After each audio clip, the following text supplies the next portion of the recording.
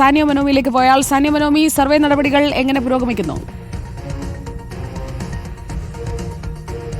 Sujaya, survey നടപടികൾ രാവിലെ തുടങ്ങിയതാണ്, അതിപ്പോഴും പുരോഗമിക്കുന്നു. പുതുവർഷ ദിനത്തിൽ തന്നെ സർവേ നടപടികൾ തുടങ്ങാനായതിൽ ചൂരൽമല മുണ്ടക്കൈ നിവാസികൾക്ക് വലിയ സന്തോഷം സ്വാഭാവികമായിട്ടും ഉണ്ടാകേണ്ടതാണ്. അതായത് വിവിധ വകുപ്പുകളായി തിരിഞ്ഞ് റവന്യൂ വകുപ്പിനൊപ്പം ആരോഗ്യ വകുപ്പുണ്ട്, അതുപോലെ KSEB ഉണ്ട്, അതുപോലെ ഡെപ്യൂട്ടി ഡയറക്ടർ ഓഫ് ജിയോളജി വിഭാഗത്തിലുള്ള ആളുകളുണ്ട്. അങ്ങനെ വിവിധ വകുപ്പുകളിൽ നിന്നുള്ള ആളുകൾ 10 സംഘങ്ങളായി തിരിഞ്ഞുകൊണ്ടാണ് സർവേ നടപടികൾ പുരോഗമിക്കുന്നത്. നമ്മളിപ്പോൾ ഉള്ളത് എൽസ്റ്റൺ എസ്റ്റേറ്റിലാണ്. 2 എസ്റ്റേറ്റുകളാണ് ഏറ്റെടുക്കാൻ സംസ്ഥാന സർക്കാർ നിർദ്ദേശിച്ചിരുന്നത്. അതായത് നെടുമ്പാല എസ്റ്റേറ്റും അതുപോലെ എൽസ്റ്റൺ എസ്റ്റേറ്റും.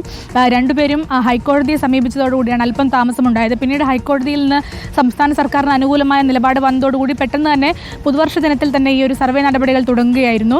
ഇപ്പോൾ ഭക്ഷണത്തിനായി പിരിയാനുള്ള സാഹചര്യമുണ്ട്. അങ്ങനെ അതിനുശേഷം വീണ്ടും സർവേ നടപടികൾ നടക്കും.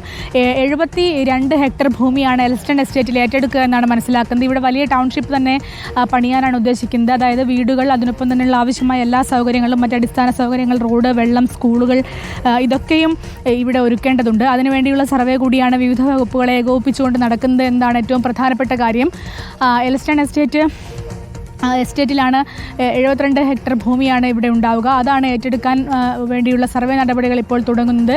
ഏതായാലും ഇപ്പോൾ വീട് വെച്ചു കൊടുക്കാമെന്ന് പറഞ്ഞിട്ടുള്ള ആളുകളുടെയൊക്കെ യോഗവും കഴിഞ്ഞിരിക്കുകയാണ്. അതുകൊണ്ട് തന്നെ ചൂരൽമല നിവാസികൾക്ക് ശുഭപ്രതീക്ഷ തന്നെയാണുള്ളത്. സുജയ.